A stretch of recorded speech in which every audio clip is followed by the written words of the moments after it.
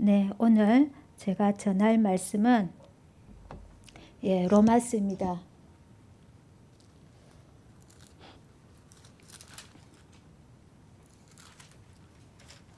우리 공동체 성경 읽기 본문이 오늘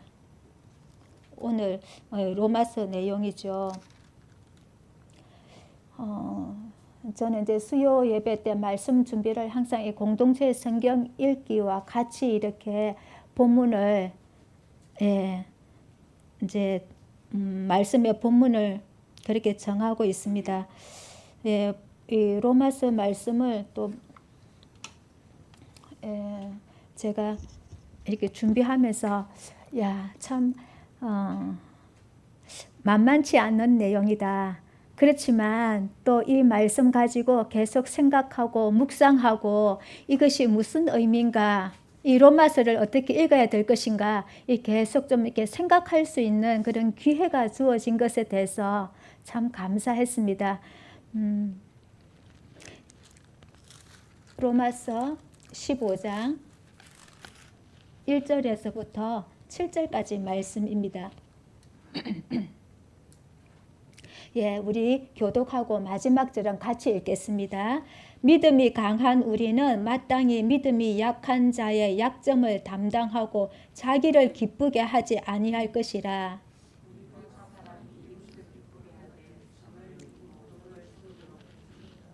그리스도께서도 자기를 기쁘게 하지 아니하셨나니 기록된 바 주를 비방하는 자들의 비방이 내게 미쳤나이다 함과 같으니라.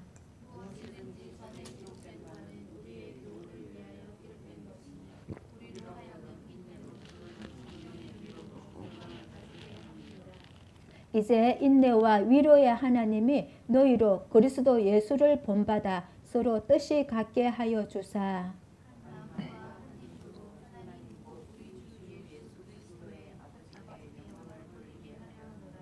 그러므로 그리스도께서 우리를 받아 하나님께 영광을 돌리심과 같이 너희도 서로 받으라. 아멘. 저는 이 말씀의 제목을 7절에 있는 그리스도께서 우리를 받아 하나님께 영광을 돌리심과 같이 너희도 서로 받으라. 너희도 서로 받으라 하는 제목으로 말씀을 전하겠습니다. 이 로마서는 우리가 다 알고 있듯이 바울이 로마시에 있는 교회에 보낸 편지 글입니다. 그래서 이 편지 글은 어떤 상황에서 어떤 목적과 의도를 가지고 편지를 썼겠죠. 그래서 이 바울이 로마 교회의 어떤 상황에 대해서 어떤 목적과 어떤 의도를 가지고 이 로마서를 기록했는지 그 배경을 조금 알고 가면은 안에 있는 본문 내용을 우리가 쉽게 이해를 할 수가 있습니다. 로마시에 있는 이 로마 교회는 처음에 어떻게 세워졌는가? 바울이 로마에 가서 복음을 전하고 로마시에 교회를 세웠을까요? 이방인 전도를 담당했던 바울이 로마에 가서 로마 교회를 세웠을까요? 아니면은 초대교회 사도들이 로마 지역에 가서 교회를 세웠을까요? 이 로마 교회는 사도들이 가서 또 바울이 가서 복음을 체계적으로 전하고 세워진 그런 교회가 아닙니다. 이 로마 교회가 어떻게 세워졌는가 그 단서가 사도행전에 2장 10절에 한번 볼까요? 사도행전 2장 10절. 2장 10절에 보면 이 2장 내용이 오순절 날에 성령이 임한 그 사건이 있습니다. 그 사건에 10절에 보면은 이 사건에 참여한 자들의 나라와 그 어느 나라에서 왔는지 이 오순절 성령 강림 요 사건에 온 사람들 나라가 기록이 되어 있습니다. 부르기아, 밤빌리아, 애굽, 구레네에 가까운 리비아 여러 지방에 사는 사람들과 여기서 보면은 로마로부터 온 나그네 곧 유대인과 유대교에 들어온 사람들과 로마하고 관련된 이름이 등장하죠. 로마에서 나그네라 하면은 이 이스라엘은 북이스라엘은 아수르에 망하고 남유다는 바벨론에 망했죠. 이렇게 나라가 망하니까 이 사람들이 이 유대인들이 다 흩어졌습니다. 디아스포라로 여러 지역에 사는데 이 로마 지역에 살고 있는 나그네, 로마 지역에 살고 있는 디아스포라 유대인들이 이 유대인들은 절기를 기억하면서 항상 예루살렘에 와서 예배를 드렸습니다. 절기 때마다 예루살렘에 왔습니다. 자기들의 관습이고 자기들의 어떤 전통입니다. 그때 왔던 이 로마로부터 나그네들 또 유대인이죠. 그리고 유대교에 들어온 사람들 이 사람들이 이렇게 오순절 강림, 성령 강림 여기 사건에 참여했다가 본국으로 돌아가서 형성된 교회가 로마 교회라고 생각을 합니다. 그러니까 어떤 계획적 전도나 선교에서 세워진 교회가 아니라 자생적으로 세워진 교회로 알려져 있습니다. 그래서 이 로마 교회는 바울이 로마서를 기록을 해서 보낼 그 당시까지만 해도 이 사도들에게 직접적으로 복음의 진리를 제대로 배우지를 못한 거예요. 이 당시는 로마가 대제국을 이루고 있는 시기였고 로마시가 대제국의 수도였습니다. 그렇지만 이 수도에 세워진 로마 교회지만 그 위상에 맞지 않게 이 로마 교회는 복음 진리도 제대로 잘 모르고 그냥 이렇게 세워진 교회이기 때문에 자생적으로 세워진 교회이기 때문에 많은 신앙적 문제점을 가지고 있었습니다. 그래서 바울은 이 로마 교회에 방문해서 이 복음의 바른 진리를 가르치기를 원했습니다. 그래서 오늘 15장에 가면은 로마에 갈 마음이 있지만 여러 모양으로 상황이어서 가지 못했다라는 내용도 나오거든요. 그 고대 시대 때는 이 먼 나라를 이동하는 것이 쉽지가 않잖아요. 그래서 언제 로마 그 교회를 방문할지 모르는 그 상황에서 일단 편지를 통해서 복음의 진리 그리고 이 진리에 따른 성도들의 바른 신앙 삶을 편지로 써보낸 것이 바로 이 로마서입니다. 이 디아스포라 유대인들에 세워진 교회이기 때문에 유대인 중심의 교회였지요. 그런데 이 로마도 이 정치적인 상황에 의해서 많은 변화를 겪으면서 이 로마 교회도 이방인 성도들이 로마 교회로 점점 많이 찾아오게 되고 그리고 유대 출신의 그 신자들은 이 소수가 또 되어집니다. 그래서 이 유대인들은 소수가 되고 그다음 이방인들, 로마인들, 헬라인들이라고도 하죠. 이 이방인들이 다수가 되는 그런 로마 교회였지만 이 유대인들이 그래도 이 영향력을 굉장히 크게 작용하고 또 이것으로 인해 가지고 다수로 있는 이방인들이 좀 갈등을 겪는 거예요. 유대인 출신의 신자들과 이방인 출신의 신자들 사이에 갈등을 겪게 됩니다. 그래서 이런 갈등의 문제를 이 바울은 들은 거예요. 그래서 바로 갈 수는 없으니까 로마 교회 성도들에게 먼저 복음의 바른 진리를 먼저 전하고 그리고 이제 이런 문제들을 이 복음의 바른 진리 안에서 어떻게 우리가 행해야 될 것인가, 믿는 자로서 어떻게 행하는 것이 바른 삶인가, 예, 그것을 이야기를 하고 있습니다. 그래서 우리가 잠시 또 이 복음 진리, 로마 교회에 전한 복음의 진리가 뭔가 하면은 우리가 한번 보고 지나갈게요. 로마서 3장 3절. 로마서 3장 23절 한번 보겠습니다.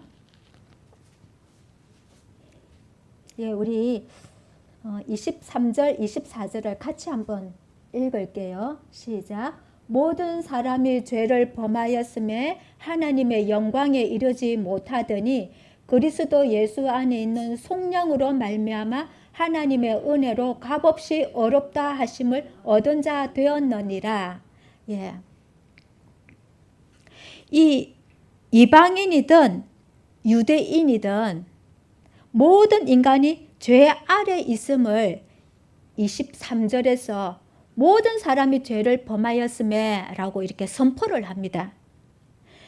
이방인에게는 법이 없기 때문에 뭐가 죄인지 모르지만 이방인에게는 그들에게 양심을 하나님께서 주셨다고 했습니다. 그래서 이방인에게는 양심의 법으로 볼 때, 그리고 유대인에게는 하나님께서 율법을 주셨거든요. 이 율법의 법으로 볼 때 어느 양심의 법으로 봤을 때나 율법의 법으로 봤을 때나 이 이방인이나 유대인은 인간의 행위로서는 모두 그 하나님의 의에 그 기준에 미달한다는 것, 미달된다는 것. 그래서 모두 죄인임을 이 바울은 이 논증을 합니다.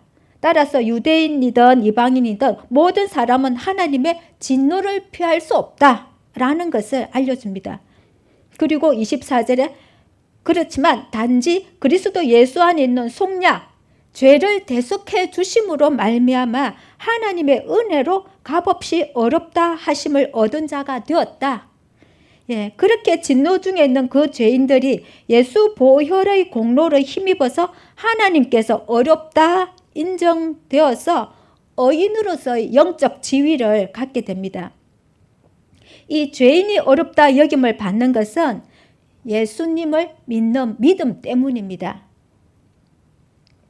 그래서 이 의, 하나님께서 우리에게 예수님을 믿는 믿음으로 인해서 우리에게 주신 그 의는 우리 스스로 획득한 의가 아니라 하나님이 어렵게 여겨주셨다는 것. 그래서 칭의, 하나님께서 어렵게 여겨주셨다. 칭의. 그래서 이 로마서 전체의 신앙적인 핵심 교리는 이신칭의입니다. 이신, 믿음으로서, 예수 그리스도를 믿음으로써 나는 어렵게 되었다. 어려움을 받았다. 하나님께서 어렵게 여겨주신다. 이신칭의 교리가 이 로마서 전체, 그리고 이 바울이 로마 교회에 전한 복음의 진리의 핵심입니다. 그리고 이제 11장까지는 이렇게 복음 진리에 대한 이야기를 하고 있고, 오늘 우리가 읽지는 않았지만은 12장에 딱 가면은 그럼 이 복음 진리에 따라서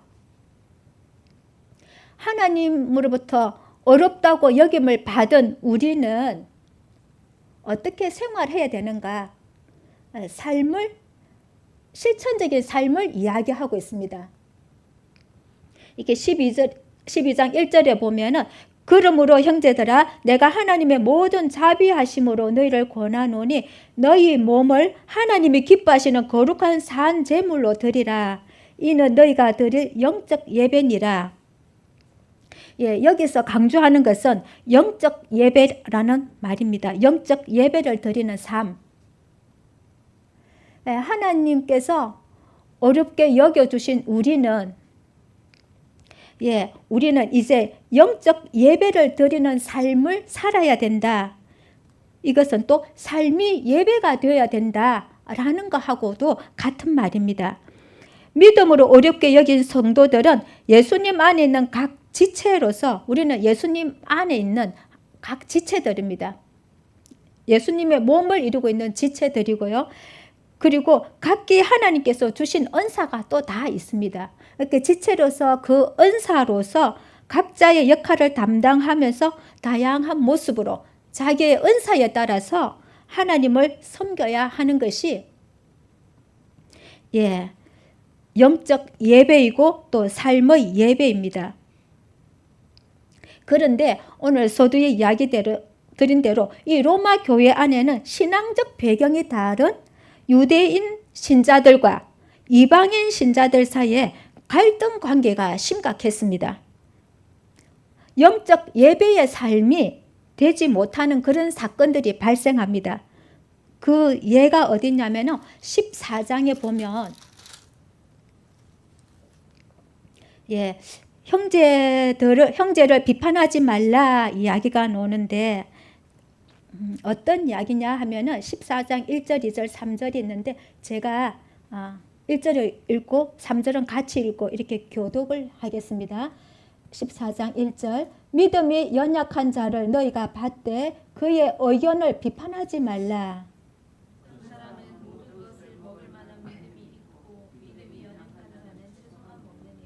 먹는 자는 먹지 않는 자를 업신여기지 말고 먹지 않는 자는 먹는 자를 비판하지 말라. 이는 하나님이 그를 받으셨음이라. 아멘. 예. 유대인 성도와 이방인 성도들이 함께 로마 교회 안에서 신앙생활을 할 때에 또 열심히 하고자 할 때에 내 생각과 다른 사람들이 이렇게 많이 내 생각과 다른 사람을 만나게 되는 거예요. 또 부딪히게 되는 겁니다. 여기서 문제는 특히 먹는 문제를 가지고 사건을 다룹니다. 어떤 사람들은 고기는 먹지 않고 채소만 먹습니다. 그런데 어떤 사람은 고기를 포함한 모든 것을 먹습니다. 그런데 우리는 고기도 먹을 수 있고 채소도 먹을 수 있습니다. 그런데 왜 이게 문제가 되냐면 고기를 먹는 자는 고기를 먹지 않는 자를 업신여기고 있습니다. 그리고 고기를 먹지 않는 자는, 즉 채소만 먹는 자는 고기 먹는 자를 비판하고 있습니다. 왜 고기를 먹는 것이 여기서 화두가 되냐 하면 왜 고기를 먹는 자와 고기를 먹지 않는 자, 고기를 먹는 것에 대한 화두가 되냐면은 이 초대교회 당시에는 로마 제국이 통치할 때에 이 로마 제국은 다신교 제국이었습니다. 그래서 그 많은 로마가 차지한 다스리는 그 여러 지역에 여러 신들을 섬기고 있었습니다. 그래서 이 로마 제국은 국가적으로 여러 신을 섬기면서 그 신들을 의지해서 이 넓은 나라를 질서를 유지하는 그런 다신교 국가였습니다. 그러다 보니까 각 신전마다 제사를 드리고 우상 숭배하고 하는 그런 일들이 전 지역에서 있었고, 그리고 그 시장에 나오는 모든 고기들은 거의 다 신전에서 우상 제물로 드려진 그 고기들이 시장에서 유통이 되었습니다. 예, 우리가 바벨론과 세 친구 이야기도 알죠. 그들이 바벨론 포로로 갔을 때 왕의 음식과 그가 마시는 포도주로 자기를 더럽히지 아니하리라. 그런 내용 우리가 기억을 하죠. 그리고 그들에게 채소를 주어 먹게 하고 우리는 채소만 먹겠다. 그렇게 이야기를 합니다. 다니엘과 이 세 친구가 채식만 먹겠다 하는 것을 보면은 이 왕의 음식은 신전에서 드려진 우상의 제물로 드려진 그 고기였을 것입니다. 그래서 그 고기는 안 먹겠다 하는 것은 우상을 섬기지 않겠다라는 그들의 신앙적 기준이었습니다. 이 다니엘서에서는 그들이 믿음을 지키겠다고 뜻을 정한 사람들로서 그들을 인정하고 그들의 신앙을 존중합니다. 예, 비슷하게 우리나라에서도 믿는 성도들은 제사 지낸 음식을 먹지 않는 풍습이 있습니다. 저희 친정도 지금은 제사를 안 지내지만 예전에는 명절에 친정에 가면은 제사상에 올리지 않는 음식을 따로 이렇게 딱 빼놨다가 저희들이 오면 그 음식을 챙겨주거든요. 그때는 믿는 자의 구별된 모습, 제사상에 올려진 것을 먹지 않음으로 말미암아 믿는 자의 구별된 모습이라 여기고 제사 음식을 먹지 않았고, 또 부모님들도 당연히 믿는 자들은 제사 음식 안 먹으니까 음식을 따로 챙겨 주셨습니다. 예, 이렇게 믿는 자로서의 표시를 내니까 또 구별해 주시고 또 존중해 주시니까 참 편한 부분도 있습니다. 그리고 나중에 우리가 제사에 참여하지 않을 줄을 아니까 미리 제사도 또 다 없애 주신 거예요. 그리고 지금은 이 믿음에 관심도 많이 보입니다. 함께 식사 기도도 하고 또 설교를 보내드리면 또 듣고, 이 제사 음식 안 먹는 것으로서 믿는 자의 표를 낸 것이 참 감사하게도 이 복음 전하는 일에 도움이 된 그런 케이스입니다. 예, 감사하게도 저희 가정에서 믿지 않는 그 식구들이 제사 음식 먹는 것과 제가 제사 음식 먹지 않는 것으로 인한 그런 불미스러운 일은 좀 발생하지는 않았습니다. 그런데 만약 저희 부모님이 우리가 제사 음식 먹지 않는다고 화를 내시거나, 그리고 제사에 참여하지 않는다고 불효하다고 여기신다면 제가 어떻게 해야 했을까요? 제사 음식 먹음으로써 믿는 자의 표시를 포기해야 했을까? 한번 생각을 해봅니다. 우리가 아는 대로 이 음식은 그것이 우상에게 바쳐졌던 것이라 할지라도 그 자체는 부정한 것이 아닙니다. 누구든 그 음식을 자유롭게 먹을 수가 있고 그것은 그 사람을 부정하게 하지는 않습니다. 그러나 그것을 먹음으로 인해서 믿음이 약한 자들, 특별히 믿음이 없는 저희 부모님들을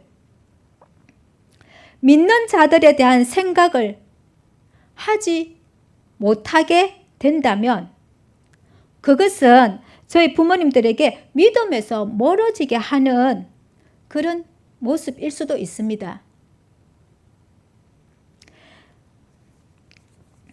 그래서 성경에서는 믿음이 약한 자들을 실족게 하는 일이 될 수 있다. 그런 이야기를 하거든요. 이 로마 교회에서도 이런 갈등이 있습니다. 로마 교회에서도 나는 우상에게 바쳐진 고기는 안 먹음으로써 우상을 섬기지 않는다. 이것이 내 신앙의 중요한 기준으로 삼겠다 하는 부류들이 있었습니다. 주로 유대주의자, 유대인 기독교인들의 모습입니다. 뭐 다는 아닐 수도 있겠지만 유대인들이 주로 그렇게 기준을 삼았습니다. 또 한편은 하나님 외에는 우상은 아무것도 아니다. 우상 없다. 우상은 처음부터 없는 거기 때문에 그냥 사람들이 모르고 바치는 건데 무슨 우상이 꼭 있는 것 같이 도리어 안 먹음으로써 우상을 인정하는 꼴이 되지 않냐. 안 먹음으로써 우상을 인정하는 꼴이 되지 않냐. 그렇게 하는 사람도 있었습니다. 이들은 주로 이방인 그리스도인들이었습니다. 그래서 모든 것을 먹는 것에 대한 자유함이 이방인 그리스도인들에게는 있었습니다. 그래서 모든 것을 먹는 것에 대한 자유로 자기 신앙을 표현하는 자들과 이들은 믿음이 강한 자라고 여기는 표현이 되거든요. 그리고 시중에 파는 고기를 일체 먹지 않고 채식만 하는 사람들, 유대주의 기독교인들, 심한 갈등이 있었습니다. 우리가 보통 관계 속에서 갈등이 있으면 너는 맞고 나는 맞고 너는 틀리다. 그래서 나는 잘하고 너는 못하고, 그래서 나는 좋은 사람이고 너는 나쁜 사람이고, 이렇게 하는 이분법적인 잣대를 많이 들이댑니다. 그러나 오늘 강조하는 것은, 이 본문에서 강조하는 것은 모든 것을 먹을 수 있는 믿음이 강한 자는 우월하고 채소만 먹는 믿음이 약한 자는 열등하다, 그 이야기를 하는 것이 아닙니다. 단지 서로 비교하지 말고 판단하지도 말고 정죄하지도 마라, 그 이야기를 바울이 하고 있습니다. 그래서 바울은 믿음이 강한 자, 믿음이 약한 자, 강하고 약하다 해서 우열이 결코 아니다라는 것을 이야기를 합니다. 바울은 어느 편에 들 그런 의도가 전혀 없습니다. 이 바울이 뭐라고 이야기를 하냐면 음식은 우리를 하나님 앞에 내세우지 못하나니 우리가 먹지 않는다고 해서 더 못 사는 것도 아니고 먹는다고 해서 더 잘 사는 것도 아니니라. 그런즉 너희의 자유, 즉 모든 것을 먹을 자유가 믿음이 약한 자들이 걸려 넘어지지 않도록 조심해라. 바울이 염려하고 근거하는 것은 이 음식으로 인해서 믿음이 약한 자들에게 믿음이 약한 자들이 걸려 넘어지는 것이 되지 않도록, 믿음이 강한 자라고 생각하는 사람, 모든 것에 자유함으로 반응하는 사람, 그 사람들에게 이 권고하는 겁니다. 결국 이 음식에 대한 이야기, 우상 제물로 인한 이 음식에 대한 이야기는 옳고 그르냐 하는 지식의 문제가 아니라 어느 것이 이웃을 유익하게 하는가, 이웃 사랑에 대한 것을 더 강조하고 있는 이야기입니다. 그래서 믿음이 연약한 자를 너희가 받되 그의 의견을 비판하지 말라. 14장의 1절 말씀입니다. 이 말씀에 대해서 옳고 그름을 그러면 우리는 다 무시하고 살아야 되는가? 이 지식에 따른 옳고 그름의 문제를 무시하고 살아야 되나? 우리가 잘하고 못하고의 그 경계를 허물고 살아야 되는 건가? 좀 이렇게 혼란의 문제가 될 수도 있습니다. 그러나 오늘 본문 말씀에서는 자신이 옳게 여기고 있는 것에 대해서, 자기가 옳다고 여기고 있는 그것에 대해서 그렇지 않은 자를 정죄하거나 비판하지 말라. 나와 같지 않은 자를 비난하거나 정죄하지 말라. 비난을 안 하고 정죄를 안 할 뿐만 아니라 그 나와 다른 그 사람 또는 그 사람이 연약한 자일지라도 그 사람에게 유익한 자가 되라고 이야기를 하고 있습니다. 이 갈등에 대한 결론에 해당하는 말씀이 오늘 읽었던 본문입니다. 15장 1절에서 7절 말씀인데요. 1절, 2절 우리가 다시 한번 같이 읽어볼게요. 시작. 믿음이 강한 우리는 마땅히 믿음이 약한 자의 약점을 담당하고 자기를 기쁘게 하지 아니할 것이라. 우리 각 사람이 이웃을 기쁘게 하되 선을 이루고 덕을 세우도록 할지니라. 아멘. 여기서 믿음이 강한 우리, 마땅히 강한 의무를 나타내는 단어죠. 마땅히 믿음이 약한 자의 약점을 담당하고 자기를 기쁘게 하지 아니하고 이웃을 기쁘게 하는 것, 그리고 선을 이루고, 선이라 하면 여기서 이웃을 유익하게 하는 일입니다. 선은 이웃을 유익하게 하는 일이고, 덕을 세운다라는 말은 사랑으로 행하라라는 이야기입니다. 믿음이 약한 자들의 약점을 끈기 있게 참고 기다리는 것이 믿음이 강한 자들의 의무임을 말하고 있습니다. 빚을 진 자들은 반드시 그것을 갚아야만 하듯이 믿음이 강한 자가 약한 자의 약점을 담당하는 것이 필연적이다. 그 이야기를 하고 있습니다. 여기서 우리가 잠시 한번 생각해 보겠습니다. 내 주변에 그들의 약점이, 내 이웃의 약점이 내 눈에 가시가 되고 또 내 마음을 불편함이 되는 그런 이웃은 없습니까? 한번 떠올려 보십시오. 내 눈에 가시가 되고 내 마음에 불편을 야기시키는 사람. 떠오르지 않는다면 참 행복한 사람입니다. 저도 이 말씀을 준비하면서 막 이렇게 스쳐가는 사람들이 있었거든요. 때로는 가장 가까운 부인이 될 수도 있고 가장 가까운 남편이 될 수도 있고요. 그리고 때로는 자식이 될 수 있고 또 때로는 부모가 될 수도 있고요. 때로는 시부모가 될 수 있고 때로는 교회 식구가 될 수도 있습니다. 때로는 직장 동료가 될 수도 있고 때로는 교회 아이들도 될 수가 있습니다. 특별히 우리 교회 아이들이 생각 많이 났습니다. 이들이 불편한 것은 그들의 약점 때문일 수도 있고 또 내 곁에서 떼어내고 싶은데 떼어낼 수 없는 그런 사람들이기 때문에 참 이렇게 불편하게 여겨지는 경우입니다. 그들의 약점이 눈에 가시가 되고 또 마음에 불편함이 되고 그들에 대해서 그렇게 불편을 느끼는 내 자신에게도 또 불편해지고 그럼에도 끈질기게 나를 괴롭히고 있고 사랑으로 용납하는 것이 참 잘 되지 않는 경우 우리가 때때로 경험을 하죠. 이런 아픈 경험들. 성경에서는 우리는 마땅히 내 이웃의 약점을 인내하며 견디고 더 나아가 이웃을 기쁘게 하되 이웃을 유익하게 하고 사랑으로 행하라고 이야기를 합니다. 왜 그렇게 해야 하느냐 하면은 그 근거가 되는 구절이 3절부터 7절, 6절까지 내용이거든요. 3절은 그 근거가 예수님께서 그렇게 행하셨기 때문이라고 이야기를 합니다. 3절에 보면은 3절에 그리스도께서도 자기를 기쁘게 하지 아니하셨나니 기록된 바 주를 비방하는 자들의 비방이 내게 미쳤나이다 함과 같으니라. 요 이야기는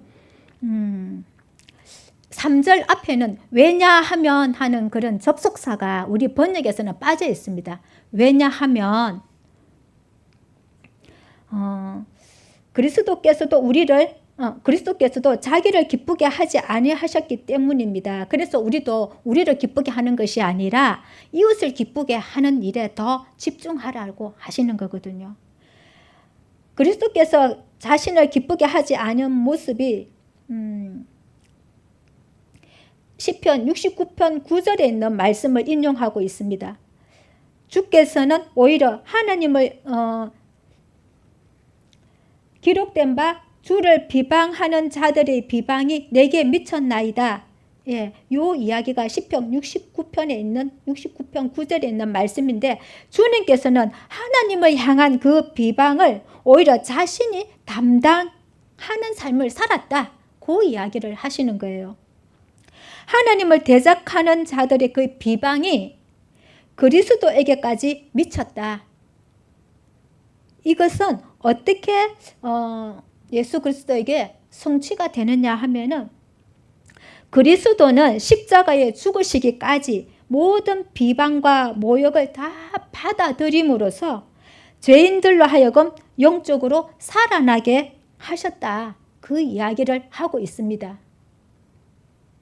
그래서 주께서 담당하신 그 비방은 성도로 하여금 생명과 영광에 이르게 하는 희생이었습니다. 그래서 그리스도를 본받아야 하는 우리 성도들, 그리스도인들은 믿음이 연약한 자들을 위한 일이라면 그리스도처럼 이러한 비방도 감수할 수 있어야 함을 이야기를 하는 겁니다. 다시 한번 우리를 불편하게 하는 사람들 생각을 해보면 내 눈에 가시가 되고 내 마음에 불편함이 되는 그들이 누구냐 하면 14장 앞에 3절에 보면 먹는 자는 먹지 않는 자를 업신여기지 말고 먹지 않는 자는 먹는 자를 비판하지 말라. 이는 하나님이 그를 받으셨습니다. 우리는 서로 비판하고 정죄하고 업신여기고 하지만 하나님께서 그들을 받으셨다는 이야기를 합니다. 마찬가지로 우리가 불편해하는 그들을 하나님께서는 받으셨습니다. 우리가 그것을 기억을 해야 될 것입니다.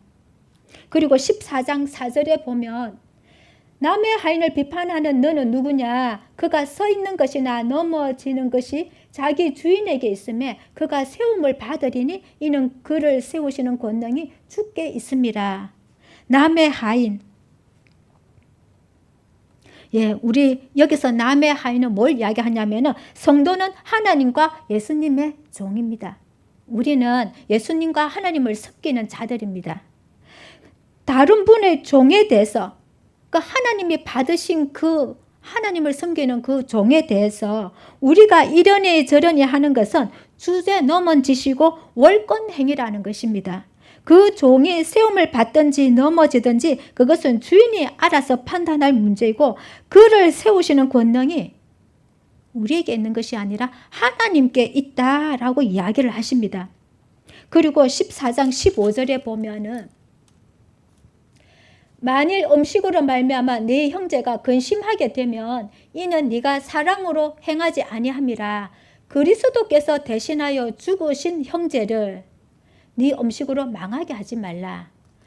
예, 그 연약한 형제들은 우리가 불편하게 여기는 그 형제들은 그리스도께서 대신하여 죽으신 형제이고 그리스도께서 대신해서 죽으신 그 자매라는 것을 인식을 하라는 것입니다.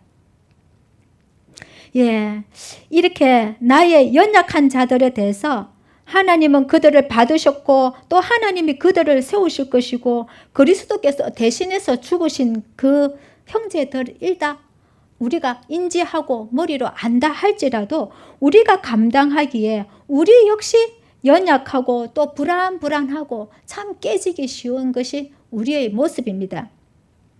그래서 이렇게 연약한 우리의 이웃을 끝까지 사랑할 수 있게 하는 힘은, 그 힘을 소개하고 있는데 그 힘이 뭐냐면은 4절에서 6절에 나오고 있습니다. 네, 4절에서 6절 우리가 같이 한번 읽어볼게요. 4절에서 6절 시작. 무엇이든지 전에 기록된 바는 우리의 교훈을 위하여 기록된 것이니 우리로 하여금 인내로 또는 성경의 위로로 소망을 가지게 함이니라. 이제 인내와 위로의 하나님이 너희로 그리스도 예수를 본받아 서로 뜻이 같게 하여 주사 한 마음과 한 입으로 하나님 곧 우리 주 예수 그리스도의 아버지께 영광을 돌리게 하려 하노라. 이 4절과 5절에서 공통으로 나오는 두 단어가 있습니다. 4절과 5절에 공통으로 나오는 두 단어가 하나 있습니다. 한번 찾아보시겠습니까? 인내와 위로입니다. 인내와 위로. 우리는 이 인내와 위로를 좀 잘 기억하면 좋겠습니다. 결국 우리가 그리스도인의 삶을 잘 살아내는 것, 그리고 연약한 자를 잘 감당하고 내 이웃을 유익하게 하는 삶, 이것을 잘 하기 위해서 이 인내라는 그 성품은 꼭 필요한 성품이고 그 성품은 또 우리 안에는 없고 하나님의 성품으로 여기에서는 이야기하고 있습니다. 그리고 또 위로라는 이 단어, 이 단어는 하나님께서 여기서는 성경의 4절에서는 성경의 위로는 사람이 주는 위로잖아요. 그런데 성경의 위로라 해가지고 성경의 인격체처럼 여기면서 위로를 주시는 성경, 위로를 주시는 하나님. 그래서 5절에 딱 보면은 인내와 위로의 하나님, 이 위로와 인내가 하나님으로부터 나온다. 그 이야기를 하고 있습니다. 그래서 우리가 연약한 자를 받는 거, 용납하는 거, 기다리는 거, 사랑하는 거, 이 성품에는 반드시 인내가 있어야 하고 또 그 인내를 할 수 있는 것은 또 하나님이 주시는 인내이기 때문에 우리가 인내할 수 있고, 그리고 인내로 행할 때에 반드시 하나님의 위로가 있기 때문에, 하나님이 도와주시기 때문에, 위로해 주시기 때문에 우리가 이 일을 감당할 수 있다는 것입니다. 이 성경에서는 인내를 통해서 그리고 성경의 위로를 통해서 소망을 가질 수 있다.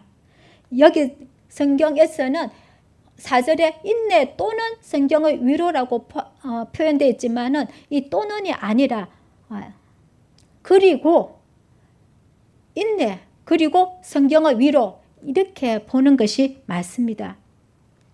이 소망은 뭐냐면은 지금은 비록 어렵고 또 견뎌내야 하는 이 현실이 고달프지만 곧 이 어렵고 고달픈 현실의 문제가 해결되고 잘 될 것이라는 그 희망입니다. 우리 자신을 볼 때는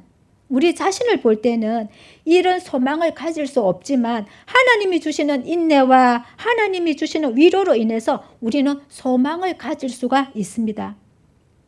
그래서 이 말씀을 통해서 주시는 인내, 또 이 말씀을 통해서 주시는 위로로 인해서 우리는 연약한 자를 유익하게 하고 또 사랑으로 대하고 변화의 소망을 그렇게 가질 수 있다, 이런 이야기입니다.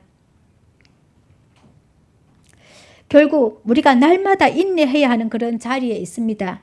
그리고 날마다 위로가 필요한 자들입니다. 우리는 이 말씀 가운데서 하나님의 인내와 하나님의 위로를 경험할 수 있고 또 날마다 소망 가운데 살아갈 수 있음을 말씀을 하고 있습니다. 저는 나이가 들면서 이렇게 훈련이 되어지면 새벽 기도 때도 발딱발딱 일어나서 새벽 기도 나오는 게 문제가 안 될 줄 알았거든요. 몸에 익숙해지면 그렇게 될 거라고 생각을 했습니다. 그리고 또 신앙생활을 이렇게 오래 하고 또 열심히 말씀을 듣고 또 열심히 기도의 자리에 앉아 있고 그렇게 하게 되면 이 이기적인 마음이나 이 뾰족뾰족한 그런 마음들이 좀 다듬어지고 좋은 습관이 될 줄로 생각을 했습니다. 그런데 이렇게 생활하면서 깨달아지는 것은 나이가 들수록 더 육체의 욕심과 그리고 이 감정의 지배를 더 많이 받는다는 것을 깨달아집니다.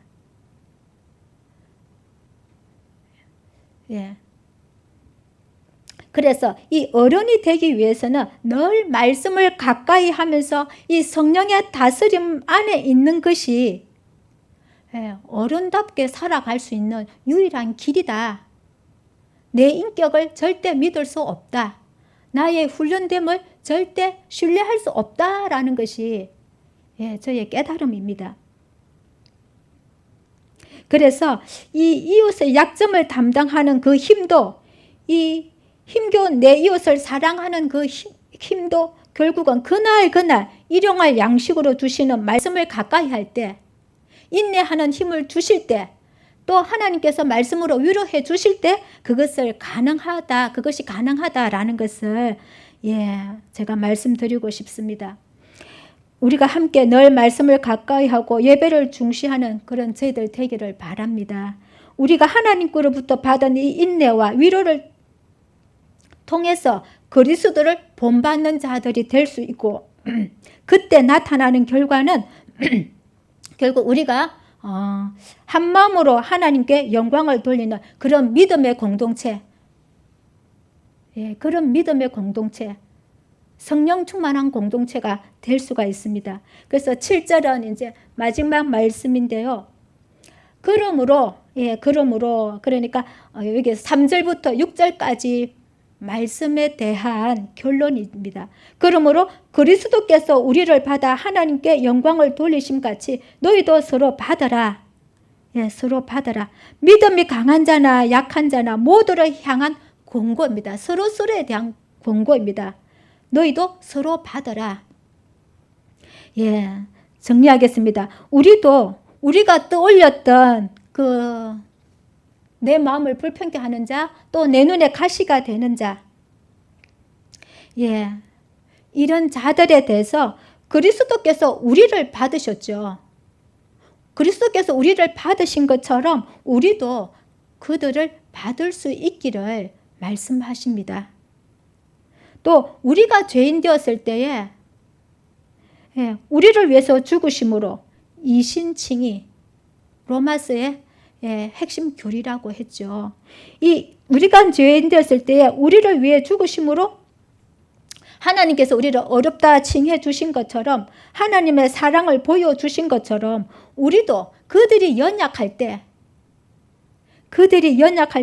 약점투성이일 때 그들을 하나님의 인내와 그 위로로 끝까지 사랑할 수 있기를 말씀하십니다.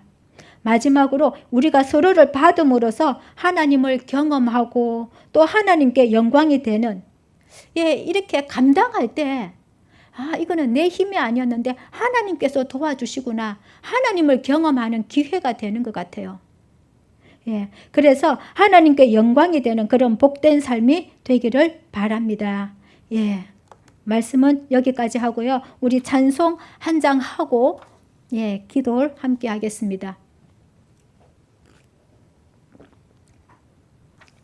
예, 찬송은 390장입니다.